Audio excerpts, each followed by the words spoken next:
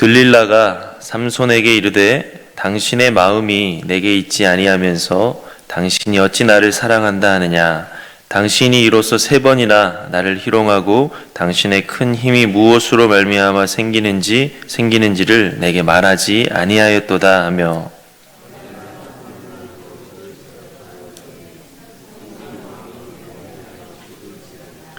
삼손이 진심을 드러내어 그에게 이르되 내 머리 위에는 삭도를 대지 아니하였나니 이는 내가 모태에서부터 하나님의 나실인이 되었음이라.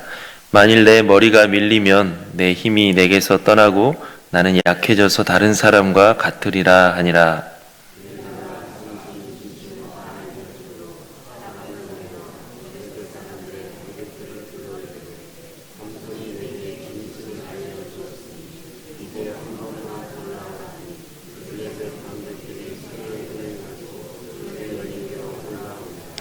들릴라가 삼손에게 자기 무릎을 베고 자게 하고 사람을 불러 그의 머리털 7가닥을 밀고 괴롭게 하여 본즉 그의 힘이 없어졌더라.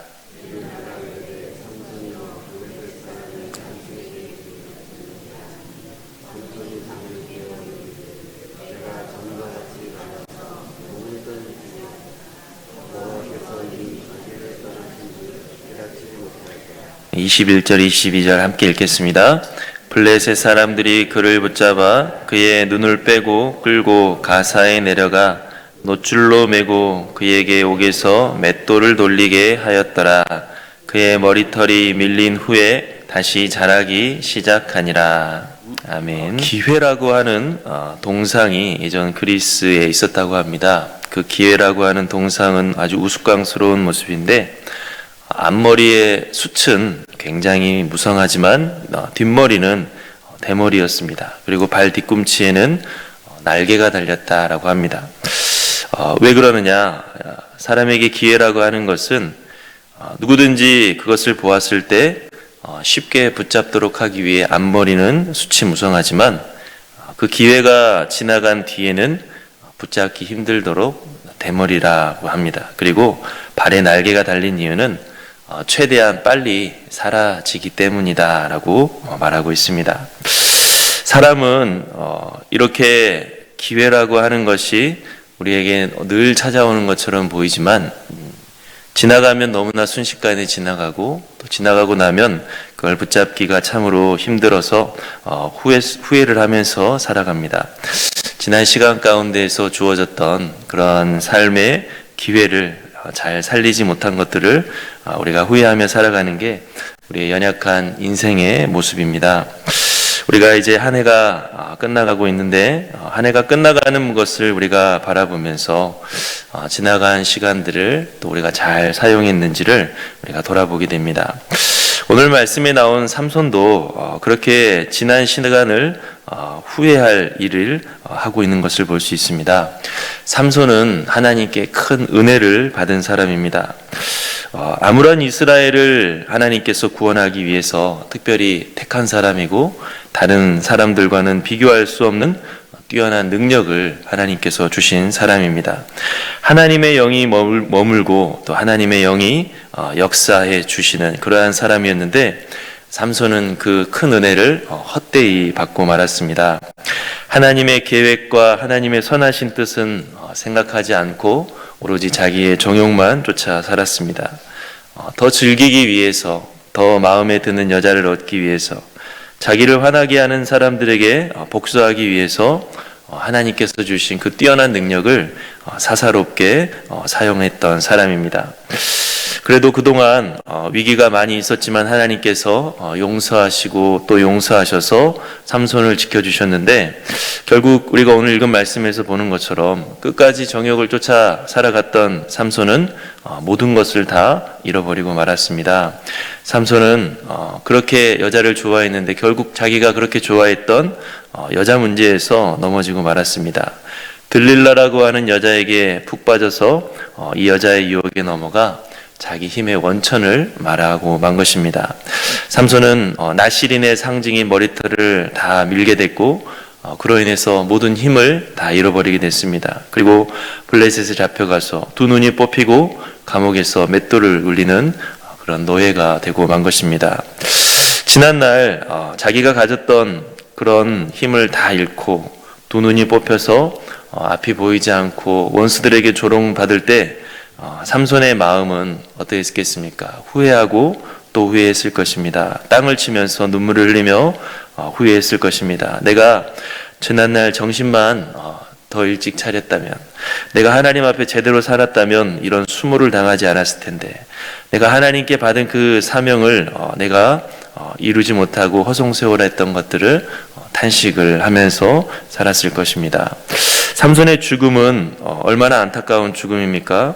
그가 하나님께 받은 은혜, 그가 하나님께 받은 뛰어난 능력을 생각하면 삼손은 뭘 해도 아주 큰 일을 해낼 수 있었던 사람입니다. 나귀 턱뼈로 혼자서 블레셋 사람 1000명을 죽이고 성문을 문짝제로 들고 갈 수 있는 그런 어마무시한 괴력을 소유했는데, 요즘 말로 하면 참 엄청난 능력과 실력을 지녔는데, 이러한 것을 가지고 이스라엘을 이끌고 블레셋과 싸웠다면 이스라엘은 정말 블레셋의 압제에서 충분히 벗어날 수가 있었을 것입니다. 그러나 삼손은 그런 큰 능력이 있었음에도 불구하고 무엇 하나 이루지 못하고 오히려 덫에 걸려서 비참한 노예가 되어버리고 말았습니다. 우리도 우리에게 주어진 또 시간, 또 우리에게 주어진 가족이라든지 여러 관계들, 또 물질, 건강, 재능, 그리고 하나님께서 우리에게 주신 그러한 모든 사명들을 우리가 잘 선용하고 잘 감당하고 잘 가꾸어 나아가야 될 것입니다. 지나고 나면 남는 것이 없고 하나님 앞에 섰을 때 말씀드릴 것이 없는 그러한 삶이 아니라, 주어진 순간순간을 또 우리가 하나님께 받은 은혜를 우리가 잘 사용하며 하나님께 귀한 열매를 드릴 수 있는 저와 여러분들이 될 수 있기를 간절히 바랍니다. 오늘 말씀은 우리가 조금 더 살펴보면 사탄의 후회가 없기 위해서는 사탄의 유혹에 넘어가지 않아야 됨을 볼 수 있습니다. 들릴라는 삼손에게 너의 힘이 어디서 나오냐고 집요하게 물었습니다. 삼손이 몇 번 이런저런 말로 둘러댔지만 들릴라는 아주 집요하게 캐물었습니다. 들릴라가 삼손이 잘 대답하지 않자 어떻게까지 말했습니까? 우리 한번 15절, 16절 말씀 다 같이 한번 읽어보겠습니다. 들릴라가 삼손에게 이르되 당신의 마음이 내게 있지 아니하면서 당신이 어찌 나를 사랑한다 하느냐? 당신이 이로써 3번이나 나를 희롱하고 당신의 큰 힘이 무엇으로 말미암아 생기는지를 내게 말하지 아니하였도다 하며 날마다 그 말로 그를 재촉하여 졸음에 삼손의 마음이 번뇌하여 죽을 지경이라. 아멘. 아주 집요하게 들릴라가 삼손에게 그 힘의 원천을 캐물었습니다. 이와 같이 사탄의 공격과 유혹은 가벼운 것이 아닙니다. 때로는 우리를 달콤하게 하고 때로는 우리를 툭 건드리는 것처럼 보이지만 그 속내는 우리를 끝까지 무너뜨리려고 하는 집요함이 있습니다. 어떤 때는 들릴라처럼 사랑을 이유로 가족도 소중하고 친구도 소중하고 너도 소중하지 않느냐 이렇게 우리를 유혹할 수도 있고, 또 어떨 때는 목숨에 대한 두려움으로 이러다가 죽을 수 있다, 끝장날 수가 있다 하면서 협박하기도 합니다. 또 어떨 때는 우리를 위한 것이냐 포장해서 유혹할 때도 있는데, 삼손의 비밀을 알게 된 들릴라는 결국 어떻게 했죠? 삼손을 사랑으로 유혹했지만 나중에는 삼손을 자기 안중에도 없었습니다. 돈을 받고 삼손을 그저 팔아버리는 것을 볼 수가 있습니다. 사탄도 우리를 유혹할 때 우리를 위한 것이냐 유혹하지만 결국 넘어가면 우리를 낭떠러지로 밀어버리고 마는 것입니다. 그렇기 때문에 우리가 어떠한 유혹과 호소에도 하나님의 자리를 결코 내어주어서는 안 된다라고 하는 것을 잊어서는 안 됩니다. 우리를 안전하게 지켜줄 수 있고 우리를 언제나 보호해 주시는 분은 바로 우리 주 예수 그리스도밖에 없습니다. 우리 주 예수 그리스도 안에 머무는 것이야말로 우리가 진정으로 안전하고 우리가 복된 길이다라고 하는 것을 우리는 결코 잊어서는 안 됩니다. 오직 어떠한 세상의 유혹과 세상의 말들이 우리를 지켜줄 것처럼 말하지만 그러한 것들이 우리를 끝까지 지켜줄 수 있는 것이 아니라 바로 우리 하나님 아버지와 주 예수 그리스도만이 우리를 끝까지 지켜주신다고 하는 것을 잊지 말고 끝까지 하나님 안에 머무를 수 있는, 주님 안에 머무를 수 있는 저와 여러분들이 될 수 있기를 간절히 바랍니다. 두 번째로, 하나님을 떠나면 우리는 아무것도 아닌 것을 잊지 않아야 됩니다. 우리 한번 20절 말씀 다 같이 한번 읽어보겠습니다. 들릴라가 이르되 삼손이여 블레셋 사람이 당신에게 들이닥쳤느니라 하니 삼손이 잠을 깨며 이르기를 내가 전과 같이 나가서 몸을 떨치리라 하였으나 여호와께서 이미 자기를 떠나신 줄을 깨닫지 못하였더라.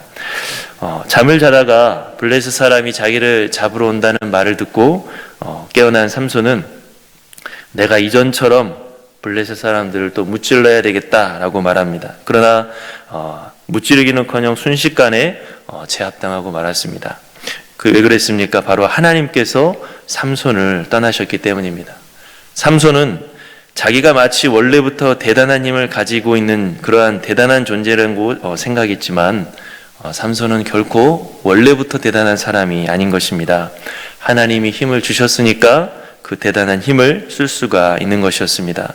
그래서 삼손은 내가 원하면 언제든지 이 힘을 쓸 수 있다라고 생각했지만 하나님께서 거두어 가시자 쓰고 싶어도 쓸 수가 없었습니다. 결국 삼손은 자기가 가지고 있는 게 다 하나님으로부터 왔는데도 불구하고 마치 처음부터 자기 것인 양 그렇게 살았다가 하나님이 자기를 떠나자 아무것도 아닌 초라한 존재가 되고 많은 자기 자신을 발견하게 됩니다. 우리도 하나님께서 떠나시면 아무것도 아닌 존재인 것을 잊지 않아야 됩니다. 사람들은 마치 자기가 무엇인 양 대단한 사람인 양 떠들어대지만 하나님께서 거두어 가시면 그 밤에 그 영혼을 거두어 가시면 아무리 곳간에 많은 것들을 쌓아두었다 할지라도 빈손으로 갈 수밖에 없는 것이 우리의 인생입니다. 성경은 바로 그런 인생의 본질을 잊지 말라고 끊임없이 경고하고 있지만 사람들은 그 교만한 마음을 잊지 못하고 내버려 두지 못하고 하나님 앞에서 교만하게 살아가는 것입니다. 우리는 잠깐 나타났다 사라지는 안개와 같은 존재인 것을 잊지 말고 늘 우리에게 주어진 모든 것은 마치 처음부터 내 것인 것처럼 생각된다 할지라도 다 하나님의 은혜라고 하는 것을 잊지 말고 하나님 안에서 살아갈 수 있는 저와 여러분들이 될 수 있기를 간절히 바랍니다. 우리 마지막으로 22절 말씀 다 같이 함께 읽어보겠습니다. 그의 머리털이 밀린 후에 다시 자라기 시작하니라. 아멘. 서두에서 이야기했던 것처럼 우리는 참 돌아보면 후회되고 돌아보면 후회될 수밖에 없는 그러한 연약한 인생입니다. 그러나 이런 연약하고 제약된 인생 가운데 소망이 있을 수 있는 이유가 있다라고 한다면 하나님의 은혜와 하나님의 사랑이다라고 할 수가 있을 것입니다. 삼손은 결국은 그렇게 노예로 살다 조롱당하며 죽을 수밖에 없는 인생일 수밖에 없는데 그의 머리털이 다시 자라기 시작한다라고 하는 이 말씀은 그래도 뭔가 하나님 안에서 하나님의 사랑 안에서 소망이 자라고 있음을 우리에게 보여주고 있습니다. 우리가 하루하루 살아가는 것은 보이지 않는 이와 같은 하나님의 은혜와 사랑 때문이다라고 하는 것을 다시 한번 기억하면서 그래도 우리는 주님 앞에 최후 심판 때에 선다라고 하는 것을 믿고 살아가는 그리스도인들로서 하나님 앞에 서기에 부끄러움 없이 살아갈 수 있는 최선을 다하여 살아갈 수 있는 저와 여러분들이 될 수 있기를 간절히 바랍니다. 우리 함께 기도하겠습니다. 사랑의 하나님 아버지 감사합니다. 우리는 아버지 하나님 은혜 가운데에서 늘 살아가는 존재이지만 하나님 그 은혜를 우리가 귀하게 여기지 못하며 하루하루를 허송하며 세월 살아갈 때가 많이 있음을 고백합니다. 그러나 이제 다시 한번 말씀을 살펴보면서 하나님 아버지 우리가 진심으로 주님께 받은 은혜에 감사하고 하나님께서 주신 귀한 은혜들을 잘 사용하며 살아갈 수 있는 저희들 되게 도와주시옵소서. 하나님 우리가 이 세상 사람들처럼 그저 왔다 그저 가는 인생이다라고 생각하지 않고 우리는 하나님께서 주신 생명 가운데에서 또 나중에 하나님 앞에 선다라고 하는 믿음을 가지고 살아가는 사람들이니 주님 앞에 설 그 날을 바라보면서 주님을 만날 그 날을 바라보면서 주님이 우리에게 주신 사명 잘 감당하며 살아갈 수 있는 우리 모두가 되게 도와주시옵소서. 함께 하실 줄 믿사오며 예수님의 이름으로 기도하옵나이다. 아멘.